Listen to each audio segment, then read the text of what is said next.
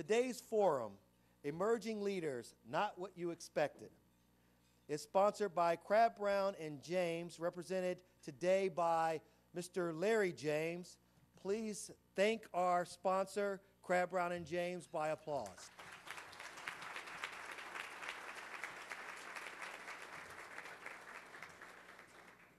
So just so you know, I'm going through this very quickly because I want to get to our distinguished panels.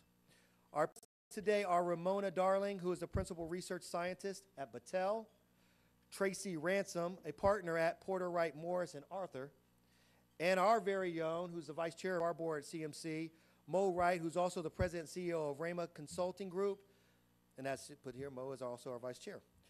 Our host and moderator today is Dr. Charles Booth, senior pastor at Mount Olivet Baptist Church. Dr. Booth, the podium is yours. Thank you very much, Mr. Tooney. Good afternoon to everybody. This is a wonderful delight and privilege for me this afternoon to be a part of this forum and to be a part of this discussion that I trust will trigger a dialogue among us far beyond this moment. Our theme this afternoon is Emerging Leaders, Not What You Expect.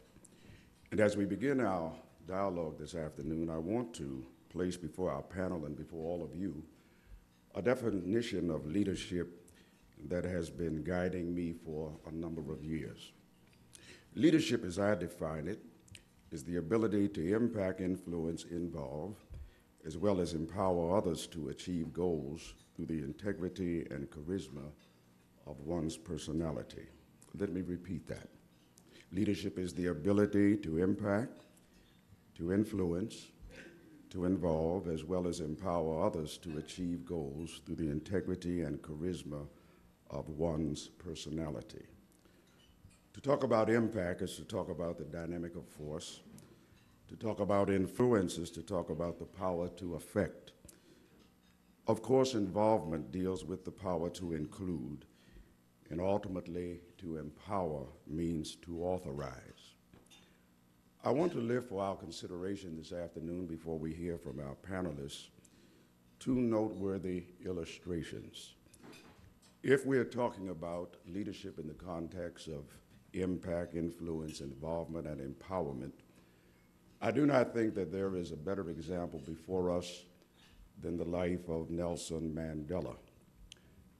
How fortuitous, and perhaps I should even say providential, is his death at this particular juncture as we gather today to remember his sterling contribution not only to the liberation of black South Africans, but what his thought and what his philosophy yet means to the world. 29 years ago, in 1984, I had the opportunity to go to South Africa during the days in which apartheid was still very much in vogue. 13 years ago, I had the opportunity in 2000 to return to South Africa and to see that country in its post-apartheid days. When I went to South Africa in 1984, I went to preach and teach not only in that tragic republic, but also in the kingdom of Swaziland. What was most astounding to me was that when I arrived within the boundaries of the South African Republic, I discovered that what the Western media had been propagating was not necessarily true. Those of us in the Western world were believing that the dominant voice and the paramount personality of leadership at that time was the Episcopalian Bishop Desmond Tutu. However, when I got to South Africa, I discovered that Desmond Tutu and Alan Bozak were number 2 and number 3 men. At that juncture, Nelson Mandela had not been seen for 21 years. He was incarcerated in 1963 as a terrorist.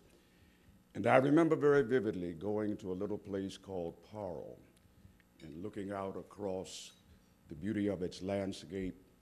And there, situated a little out into the Indian Ocean, was a little island. It was not Robben's Island, where Nelson Mandela was originally at the end incarcerated. But it was a little place, and I raised the question, what place is that? And the gentleman who was my interpreter, Stanley by name, said to me, that is the place where Nelson Mandela is imprisoned. He had not been seen for 21 years. Nothing at all had come to the world by way of his pen. There was nothing at all that we had in terms that would remind us of who he was or what he did. But to the native black South Africans, he was their leader. Not visible, but still their leader. His impact, his influence, his involvement, and his empowerment had left such a stinging mark on those who were vibrant with the quest for liberation that even his absence from the public sphere did not in any way diminish who he was or what his leadership represented. In 1955, just 58 short years ago, in the tiny community of Montgomery, Alabama, a little black African-American woman out of the African Methodist Episcopal Church, a seamstress, Rosa Parks by name. And her name is upon all of our lips. Her name is in our hearts as a woman who, with tremendous dignity and courage, refused to yield her seat on a Montgomery bus on Cleveland Avenue. And that one defiant act pushed her to a place of leadership that she did not necessarily want. Her impact, her influence, her involvement, her empowerment promulgated a young African-American preacher who had just emerged from Boston University with his PhD to the leadership of the Montgomery Improvement Association that later became the Southern Christian Leadership Conference, and the name of Martin Luther King Jr. is upon our lips, in our hearts, and in our minds. If leadership is impact, if leadership is influence, if leadership is involvement, and ultimately, if leadership gives way to empowering others, one must not only consider the charismata of personality, but ultimately, at the end of the day, what stands as foundational in leadership, regardless of what field we might be in, is this word integrity. And so I would place before our distinguished panelists this afternoon a question that I feel is eminently important. It's a very basic question. How do you define leadership? Ms. Darlington, we'll begin with you. Okay, thank you so much, Dr. Booth. So there's one word that Dr. Booth mentioned in his definition of leadership that stands out for me. It's, to me, someone who can influence, and that's something I strive to do and strive to be. And the way I see it, someone who influences and who can be a catalyst for change and for action in others. And the way I see being a leader who influences is that you have to be passionate about your cause or your leadership. And also, in order for me to really sell something, I have to believe in it and be passionate about it. And in order to be passionate, I need to be authentic to who I am, authentic about what I'm doing, what I'm working on, and having a vision. And then I can impact people younger than me, people older than me, and I can have influence, a wide influence. Thank you. Right. Ms. Ransom? I would echo the comments of Dr. Booth and Ramona as well. There is a guiding quote for the African American Leadership Academy, and it's a quote by Warren Bennis. And it says, to become a leader, you must first become who you are. And that is a quote that has resonated with me since I first heard it. The process of becoming a leader is about self-discovery, about being willing to be introspective and willing to accept constructive feedback and criticism about your strengths, about your weaknesses, about what you can contribute to the community. Being honest and authentic in what drives you, what causes in the world you want to have an impact on, and determining what level of commitment you're willing to give to that cause.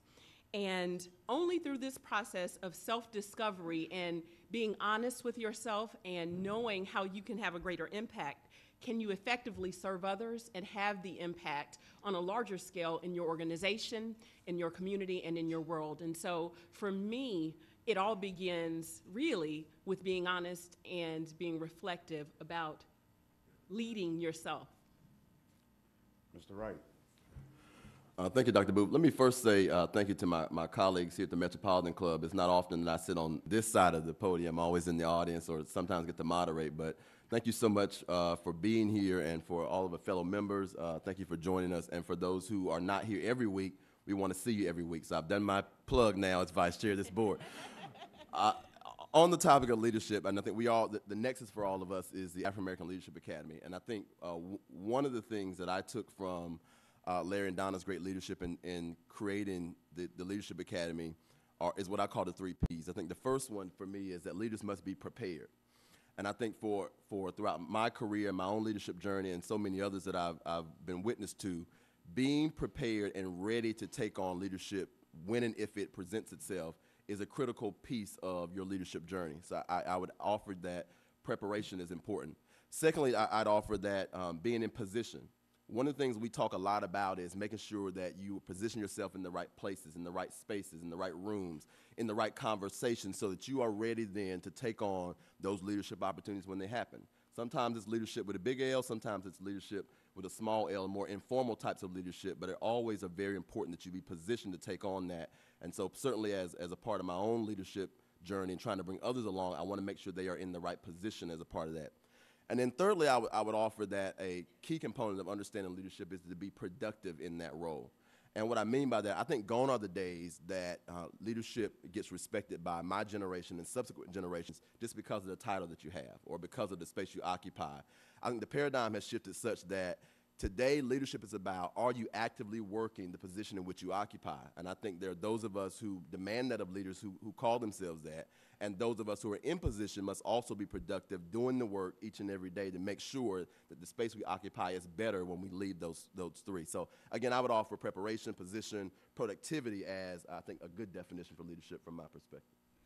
Let me raise this question. In light of all that we're looking at in terms of our urban communities across the length and breadth of our nation, when we consider crime, violence, education, I would like for you to offer a constructive critique on 21st century leadership in the urban community.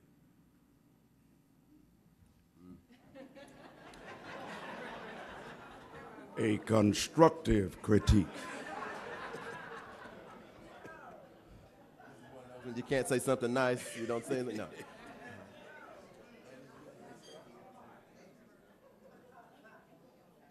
Or perhaps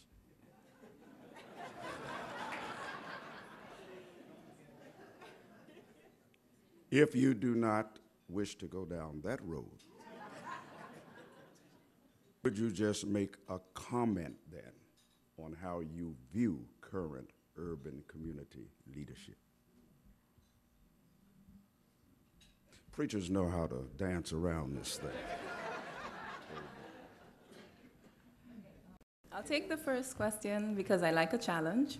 So in terms of what I think may be lacking in terms of leaders and the urban community, what I've seen is oftentimes we remain in our box or in our little area, in our little circle of middle class, upper class, whatever, and we don't reach out to the community.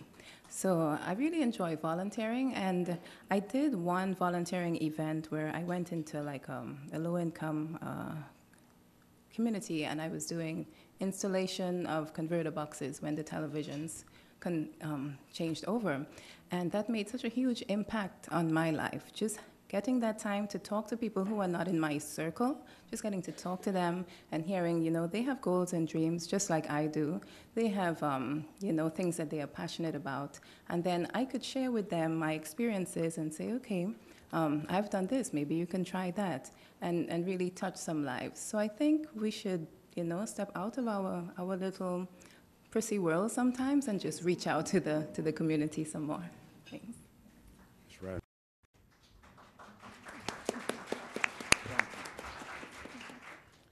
If I were to offer some critique, really, of leadership in urban communities, I guess I would start by saying that we absolutely have to hold our leaders accountable, and that the urban community is no more a responsibility of the African American community than it is of the larger community in which we live, which means it's everyone's problem, it's everyone's concern. And so the challenge really becomes for us, one, how do we hold the leaders who are currently in position, who have the titles, accountable for the responsibilities for which they should be performing? We have to be honest with our leaders when they are missing the mark. We have to be willing to congratulate them and uplift them when they are struggling to deal with the many challenges that communities are facing. But we also have to be honest. And this goes back to the point of being willing to accept constructive feedback. There are a lot of problems facing our communities, and we only get to better and to next when we work together, which leads to really my next point about coalition building. So often we can, to Ramona's point, be in our own little worlds and not find the opportunities or capitalize on the opportunities to reach across sectors, to reach across communities, and to reach out to people who have diverse backgrounds, diverse perspectives, diverse experiences. And really it's that marketplace of ideas from which the very best ideas emerge. And so that would be the second point. And finally, I guess I would also say that there has to be a greater degree of training, a willingness to pass on the baton to the next generation of leaders. So often, in many instances, and this isn't limited to urban communities, you see individuals who have a position of leadership and want to hold on to it forever. Well, that's not productive for society, it's not productive for communities, and if you're talking about leaving a legacy like Nelson Mandela, it's having people carry on the work that you've begun. It can't be solely about one individual or this one particular name and what you've done, but rather it's got to be a work that outlives you. And indeed, Nelson Mandela's legacy and those of Martin King and Rosa Parks and so many other giants, their legacies live on because they were committed to the work and it wasn't about them in so many respects. So I would offer those critiques if asked the question. So.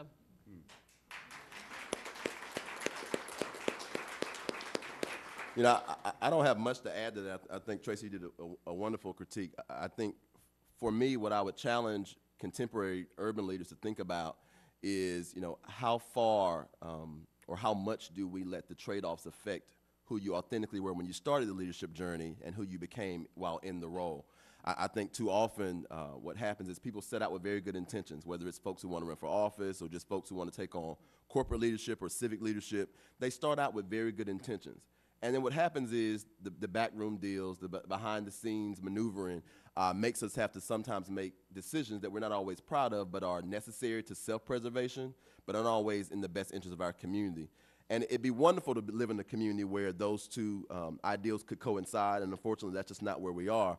So, I would challenge folks who think about taking on leadership to really consider not just do you want the role, but can you handle the role when those opportunities present themselves where you aren't going to be in the popular crowd, when you're going to have to go up against the establishment, and can you remain authentic and true to who you are in those times. And I'll tell you, it's very difficult. I see many of my colleagues in the room who are urban leaders, and I think many of you have had these conversations among ourselves about how do you balance that whole idea of self-preservation, growing your own career, growing your own salary, let's be real about it. At the same time, how do you still stay true to community and continue to move a collective vision forward? And it's very, very difficult, and I don't think I have the answer to it, but certainly I think the more we recognize there is a trade-off, and try to make sure that before we ever decide we want to be leaders, that we understand those trade-offs. I think it's important. Third, and I think lastly, I just offer that sometimes the folks who are in the best position visually are not necessarily the best leaders. And so, one of the things I'm committed to doing, because it was done for me, is, so one of my corporate tables here today are a number of my own mentees to my left. And I want to make sure they get in the right room sometimes, because I think too often we look at the usual suspects and recycle leaders far too often. And so where does the next generation of leadership really emerge? And so I think it's incumbent upon all of us to think about who are those unofficial, unanointed leaders today that have something to say, can be trained and groomed and ready to take on position. How do we get them ready to take on these roles that are going to be plentiful in the future, but perhaps may not be filled by the best people? Ms. Ransom? If I may, just to Mo's point about once you're actually in the room, this point that Dr. Booth has made about integrity and character, it really matters from the outset. And for me, you can't have a great leader if it's not a person of integrity and character, because there are some compromises you just should not be willing to make. And you need to know those going in, which is why the process of introspection really allows you to figure out who it is you are, and what matters to you, and what trade-offs you're not willing to make, so that when you're in the room and there is this larger discussion about how can I advance the ball in one area and what am I willing to give up, you're prepared when the question arises, or when the situation presents itself where you actually have to be true to who you are. I think the world is full of political scandals and scandals in lots of other areas, and I think at its heart, it comes to an issue of character and integrity, and how do you live a life that's authentic and true without compromising who you are as an individual. The title and focus of our gathering this afternoon is Emerging Leaders, Not What You Would Expect. Perhaps another way to phrase this would be Emerging Leaders, Not Who You Would Expect. And there are so many people that are very much resident in our community and beyond who have tremendous leadership skills, great leadership ability, but they have not yet come to the fore. When considering all that you have learned and garnered from your tenure in the African American Leadership Academy, and when you look at your respective fields of endeavor, places where you work, when you consider your passions, when all of these things come together and coalesce, my question would be this to you: what can we expect from you as emerging leaders? You have so eloquently articulated how you think and feel. You have been marvelous in terms of your particular fields of endeavor. What can we expect from you? Or, to put it another way, what would you do differently? I'll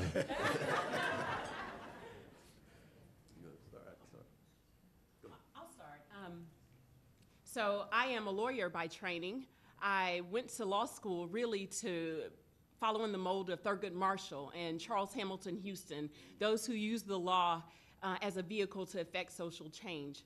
What I'll say, though, is that my understanding of leadership and the way that you can have an impact has broadened through my years in my career. 10 years ago, or almost 10 years ago, I began my career with the law firm of Porter Wright, and I have, through the opportunities that have been made available to me at the firm and in this community, have learned to develop coalitions and partnerships with the likes of Sharon Davies, who's here in the audience today, to be able to use the law, even though I represent my clients and my interests and take great pride in the work that I do, but to still be able to use the legal training and expertise that I've been provided and fortunate to have had to, for example, file a brief in the Fisher v. University of Texas affirmative action case that basically urges the court to allow universities to consider race as one factor among many in their consideration of who they admit into their universities. For me, that's personally meaningful. I would hope that you could expect to see more work along those lines. And then I guess I would say, just taking a step back, you know, there are some characteristics that in preparing for today's presentation, you know, I thought about what makes a great leader. First, it would be a person of integrity and strength of character. I would hope to be a person who has the courage of conviction to do and advocate for what's right and moral and just, even if it means standing alone, because it's right. I would aspire to be a person of vision, an effective communicator, someone who listens and is willing to change course as facts and circumstances require, and then to have influence. But beyond that, I would want to be the type of person who has a commitment to developing other leaders who are coming behind me, to open the doors for other people who otherwise would not have had an opportunity to walk through doors, to be the shoulders for others to come behind and stand on, and to make the path a little bit easier. So in terms of leadership and who I would hope to be, I'd hope that somebody could look back on my life and be able to speak to that as my legacy.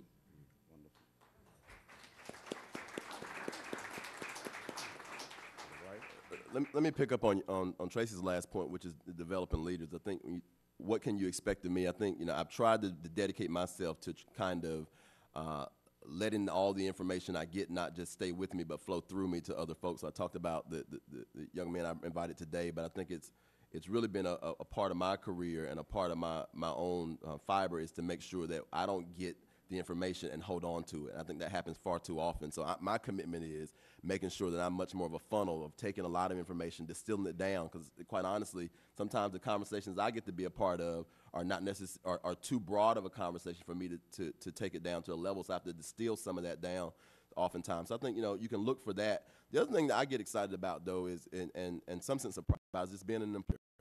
What I know about urban communities is that we won't change the face of communities until we have more folks from urban communities owning businesses. And so for me, it becomes a challenge. Thank you. The challenge becomes, how do you get invest in the urban community? How do you get folks to develop jobs and create opportunities for people? So I get excited every day of going to my own building with my own staff to be able to say that at the end of the day, I write my name on the front of the check as well as the back. That's important for me. And so, I think those kind of opportunities to create jobs and enterprise so that we can have a meaningful voice at the table are critically important. So, I want to do more of that. I mean, I employ a certain amount of people today, but I want to grow that by hundreds, because that is my contribution to the overall society, is if I can create opportunities so that somebody in the lending community where my offices are located can get an opportunity and see every day they see that cafe, they can come in and have a cup of coffee, or they see that consulting firm on the second floor, they can come in and be an intern and maybe grow into something that helps our businesses. I've then created something that can serve generations, not just an individual, and that's my commitment to not just today, but beyond today.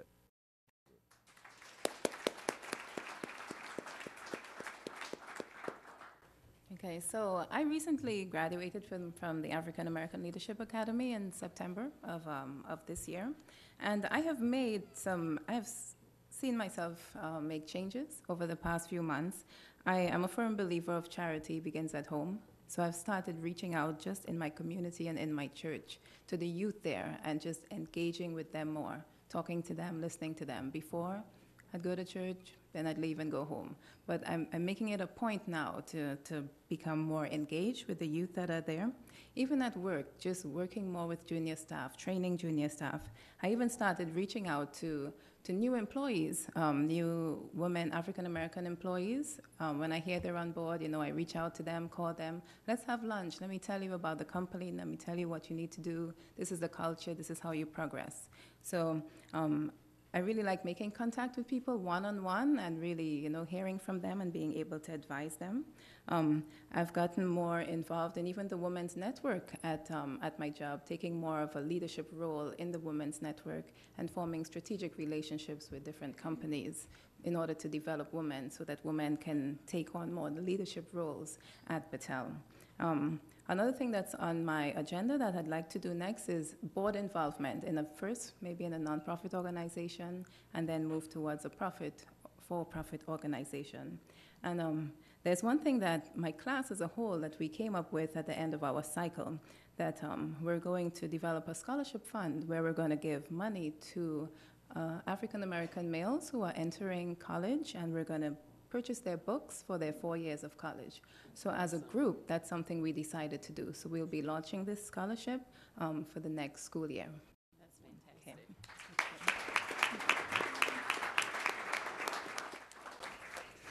Everybody in this room would agree with me that this has certainly been an unusual year because so many celebrations of unique variety have taken place.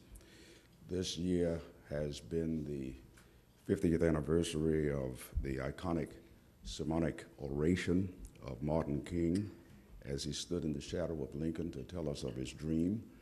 It is also the 50th year following the assassination of John Fitzgerald Kennedy. This is the 150th year in celebration of the Gettysburg Address.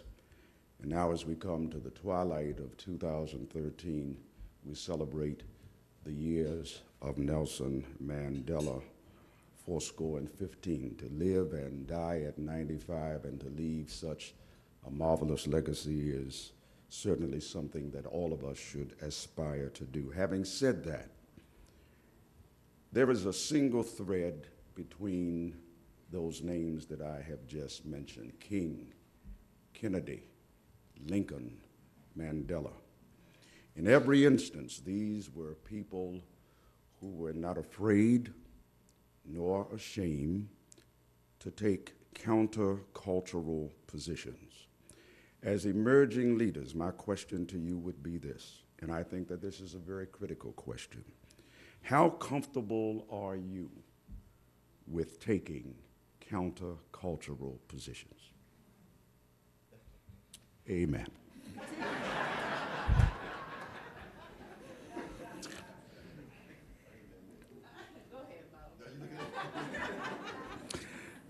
Do not let everyone speak at once. I'd like to think that I am fairly comfortable. I would even venture to say very comfortable, depending on the situation. Let me lift one up for you, which is the topic of education, which has been one in our recent community we've raised quite a bit. You know, I was having this conversation this morning, but to me, and this is Mo Wright's opinion, it's disingenuous for us to encourage or to sell young members of our community the myth that everybody's going to go to college and that everybody's going to be a college graduate and you're going to go and get a nice job or you're going to become a CEO of Fortune 500. And so I think when we talk about education, we've got to broaden that a bit and begin to think about how do you really change communities to make sure people have education, again, both with a big E and a small E. And the small E become opportunities of, guess what, you can not hire a consultant tomorrow, but if your car breaks down, you're going to need a mechanic.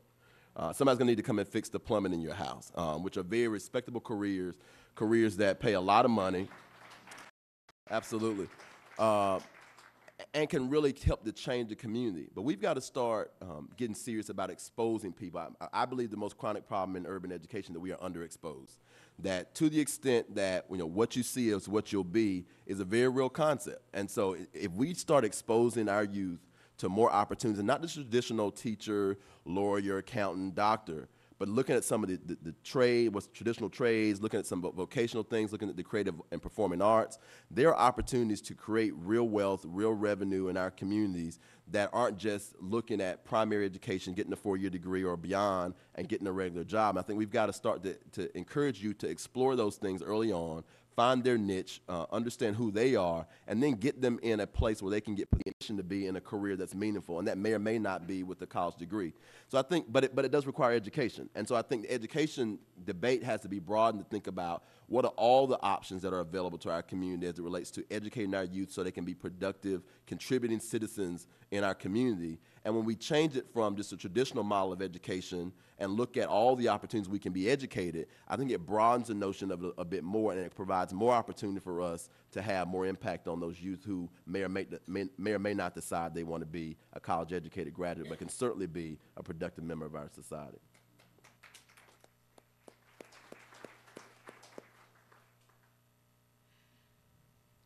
I guess the answer for me would be I'm prepared to be countercultural as often as is necessary.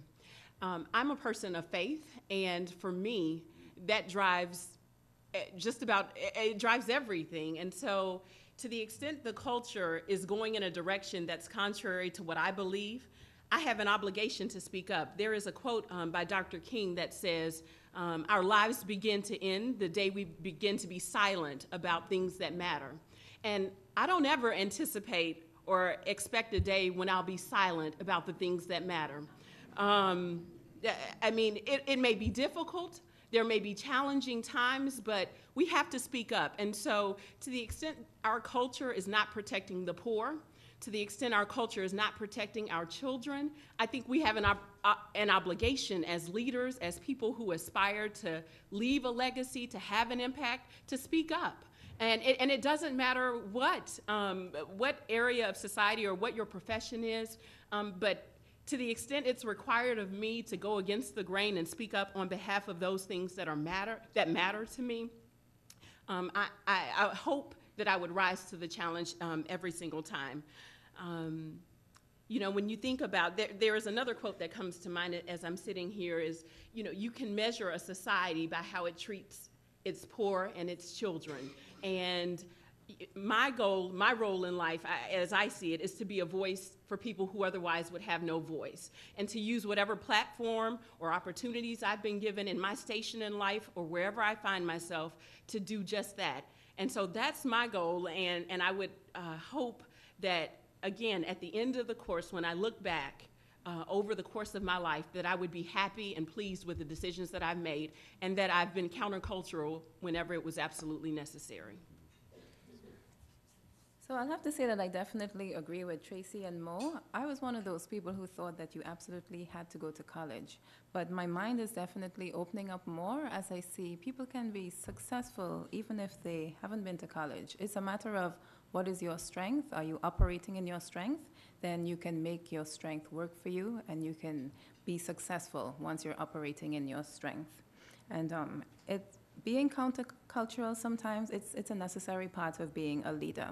And as Tracy said, you know, we just have to speak up. It's just a part of it, and that's where also having influence is important, having that strength as a leader, because you may be able to influence some folks. You may be able to say, okay, I really don't agree with this, and these are the reasons why, you know.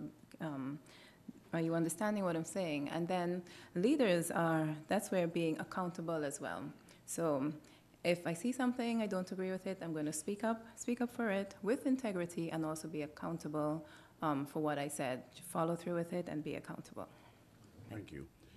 Within the next 5 minutes, we're going to open up the discussion from the floor, so I would ask that you would begin now to consider questions that you would want to raise before the panelists, and we will do that in approximately 4 minutes. My concluding question. Many years ago, I heard Dr. Benjamin Elijah Mays, the late president of Morehouse College in Atlanta, Georgia, make a statement, and it's a statement that has really challenged me, and not only has it challenged me, but it has sought to make me a better person, preacher, and pastor. Dr. Mays said these words: if you call yourself a leader and no one is following you, then you are out just taking a walk.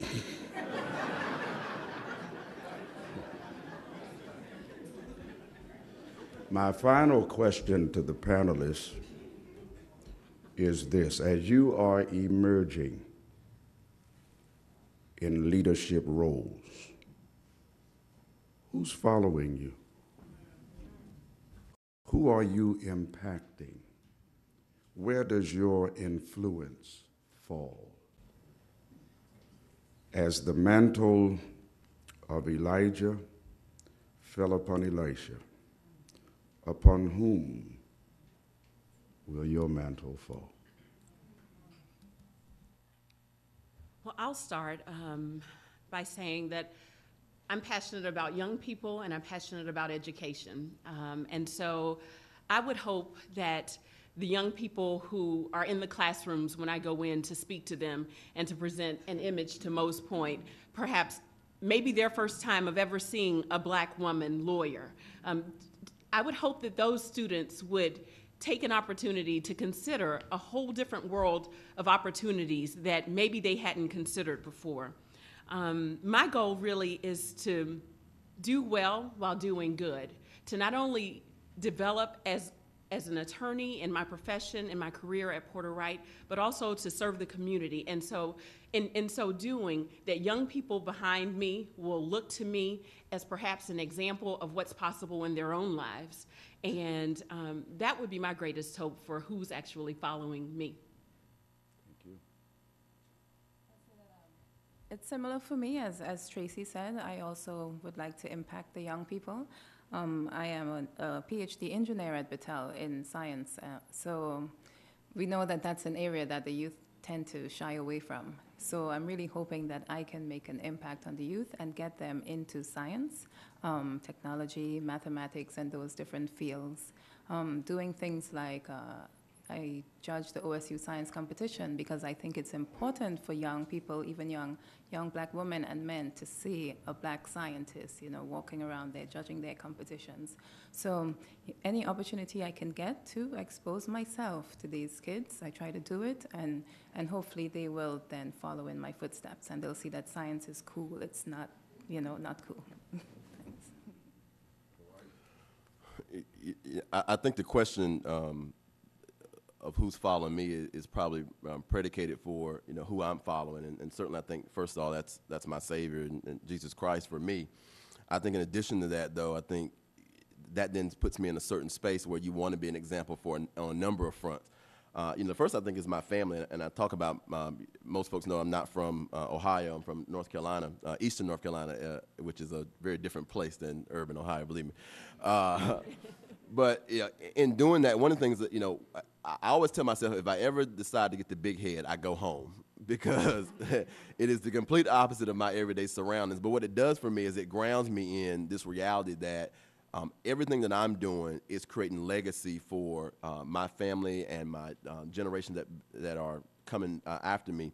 I have three young daughters, India, Kenya, and Milan, and ultimately they need to see in me the ultimate personification of a man, a father, someone who works hard regardless of what I decide to do at whatever stage of my life, works hard, who provides for family.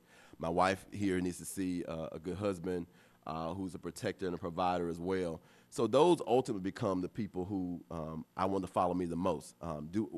Can I and would I have influence in other spaces? Absolutely. But I think ultimately those people who I get to touch every day, who can be proud of the work that I'm doing and be proud of the legacy I leave, is ultimately who I work for every day, and everybody else is just gravy. Thank you. It is CMC's tradition to take audience questions. If you have a question this afternoon, please state your name, ask your question, and we thank you in advance for avoiding long editorial comments. We thank you in advance for avoiding long editorial comments. Again, your name and state your question. Yes, sir. Yes, thank you. My name is John McKnight, and I feel pretty proud to live in Columbus in a community that welcomes and embraces diversity as much as I feel that it does. From my perspective, from your all's perspective, does that hold true? Given your journey to where you've gotten, to what you've achieved,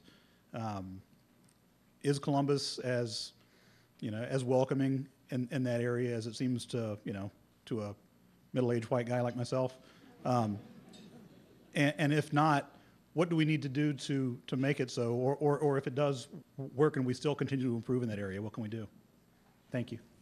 I am a transplant to Columbus. I mentioned earlier that I've only been here 9.5 years or so, and I absolutely have found Columbus to be a fantastic community that has opened its arms to me and provided opportunities to easily get involved. One point I don't know that I made earlier, that I've made in this discussion, is that I believe leaders serve, and there are so many opportunities to serve in this community and to do good.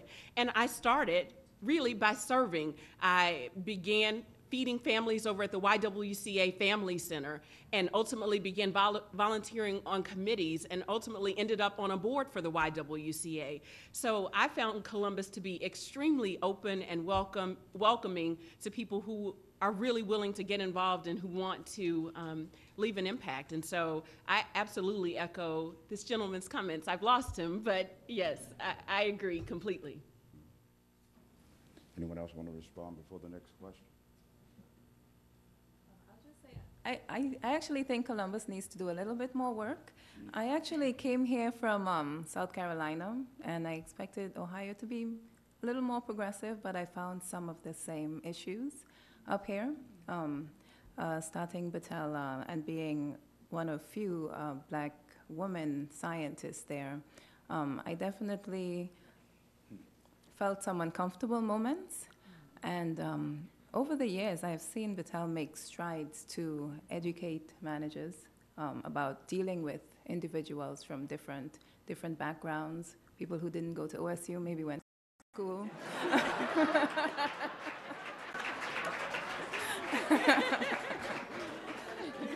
Yeah, so there's definitely work to do, but I love that Columbus is so diverse. That's one thing. So we have the diversity, and we're moving in a great direction. Thank you. Yes, ma'am. Williams. And so, my question is actually kind of a take off on the last question and maybe building on the points that Ramona just made. And so obviously one of the reasons why this panel is so important is that companies all over Columbus and all over the United States are still trying to figure out kind of this diversity and inclusion question. And so I'd be curious from your perspectives, what should companies be doing more of to attract leaders such as yourselves? First of all, they should call Raymond Consultant. No. You're right, Kiana, and you know this work very well. With the folks we're working with and some others that we're not, one of the contemporary diversity challenges today has been compounded by, you have the race, you have the ethnicity stuff, you have, the very historic kinds of diversity definitions, has now compounded by the most contemporary diversity issue is the one of age and in the workplace. It's about how do you, as an employer, you have a workplace that is responsive to the millennial worker and even younger, and also still be responsive to the boomer. Very different value systems about how they view work, how they view reward systems, how they view the role of a boss. And my own company is no different. We have some of those contemporary challenges. And so I think, getting organizations to start thinking about developing and really understanding their employees. So a lot of the work we do is around employee engagement. Do you really understand who works for you is critically important. And not just we know, and that's John and that's Sally and that's Sue, really understanding who they are, what their backgrounds, what make up their kind of work composition, so to speak, and how do you then tool a workplace that responds to their needs at the same time meets organizational needs. Things like affinity groups start to emerge, where you start to see employee resource groups around certain kinds of demographic genres or demographics, but at the same time, you don't want to go too far in that direction either, because the other side of that is it becomes a little isolationist. So at the end of the day, I think it becomes this whole challenge of how do you tool a workplace to understand your employees better, and that is a more involved process than you might think. And to the extent we now understand our employees and our customers much better than we do today, I think we're able to tool our workplace in a little more responsive way than we have in many years past. And organizations are struggling with it, and it's going to be a contemporary challenge that's going to plague us for quite a few years because the workforce is continuing to change so rapidly. I'd just add that to Mo's point, and to this whole topic of leadership, it involves listening. And who are you listening to? Do you have the right people in the room who can offer a perspective that's different than the traditional perspective that may have been exclusive of the types of groups you need to be reaching out to? So often our opinions and our thoughts and how we view the world is shaped by our experiences and those of the people in our smaller circles. And so I guess I would challenge each of us to broaden that world, broaden our world so that we're listening to more voices. We don't have to accept everything that we hear, but at least listen and be willing to tweak or make adjustments to what you thought was the best course based on the feedback that you're getting from those who are in the room at the table who previously were not. Thank you. Next question. Good afternoon. My name is Harvey Hook. In a very brief statement, millennials are generally defined as those born in 1980 and thereafter. And research indicates, it's not me saying this, it's research, that millennials are career transients. They don't just change jobs every 18 months, they change careers every 18 months. Also, there's a multiplicity of relationships, but few are deep, significant, and meaningful. And third, you're highly gifted, highly talented, but high maintenance. So all that being said, what are the character qualities, the assets, the attributes of your generation that you believe are strengths that will provide the leadership this community needs for the future? Thank you. I'll start by saying I'm not a millennial. It'd be nice to be a millennial, but I'm not a millennial. But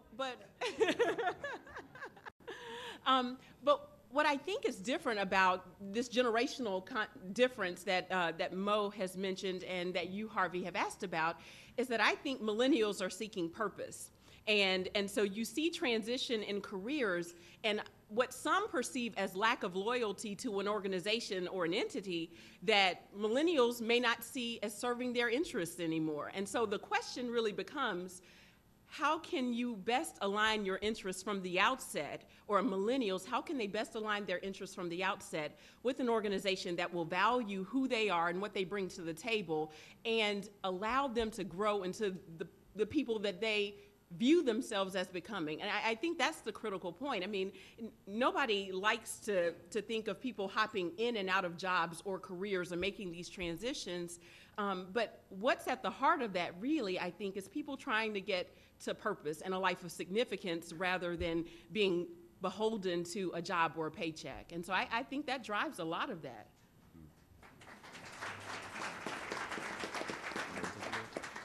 Yeah, I would just add to Tracy's, I think purpose is critically important. The other thing, the way I would describe it is engagement.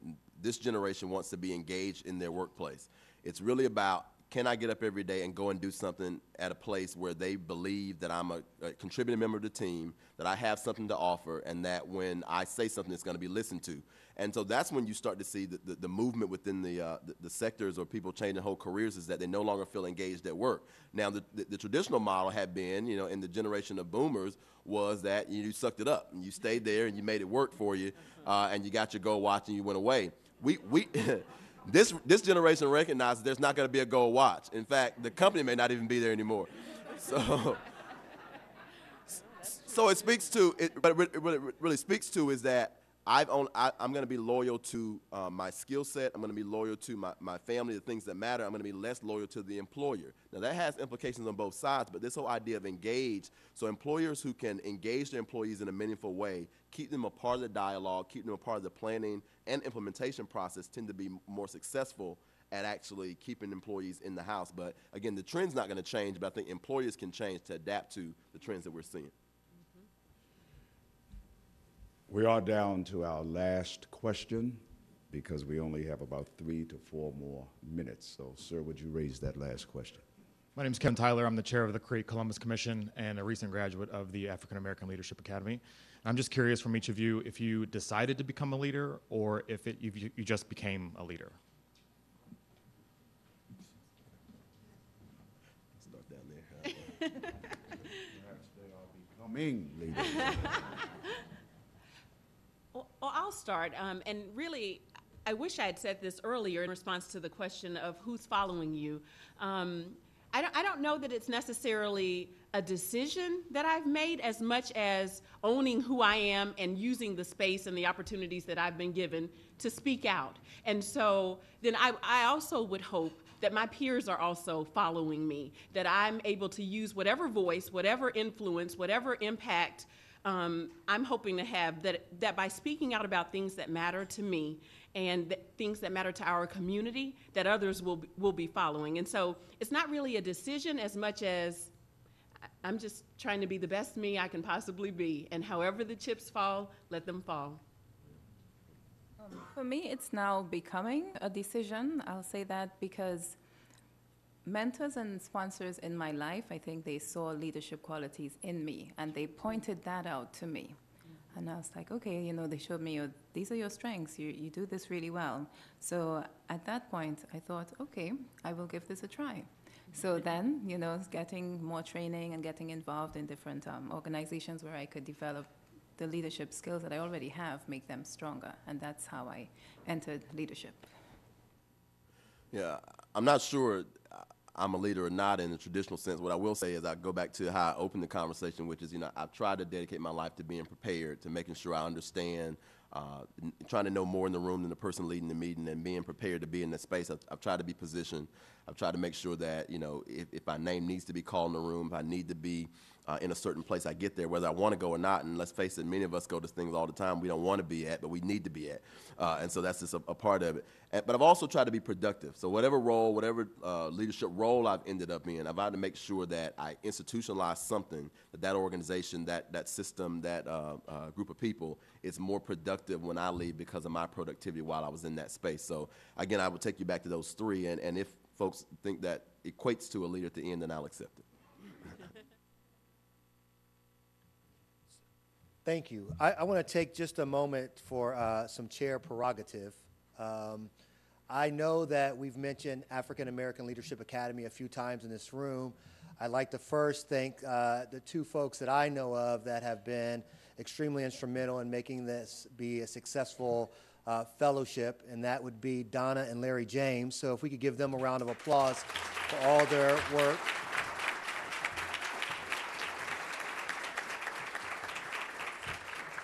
And I'd like to do this in all inclusivity, which means that I'm going to ask for all of the fellows that are in the room that are part of the African American Leadership Academy to stand up, not as a recognition of them just being leaders in an exclusive group, but more of so you can see who you should be reaching out to find out more about the African American Leadership Academy, so you can see who are some of the other leaders, emerging leaders that are happening in this community. And I also want to point out that Don Vickers, who's also in the room, was I didn't see Don. He's sitting right. He's there.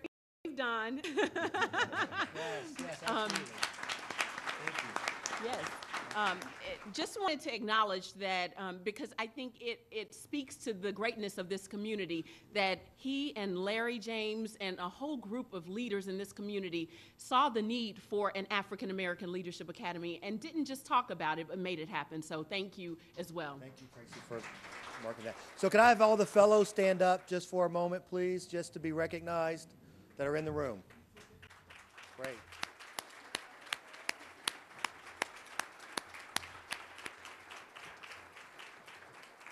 Thank you, and I hope you enjoyed today's forum. Remember that you can see it again, share it on YouTube, through CMC website.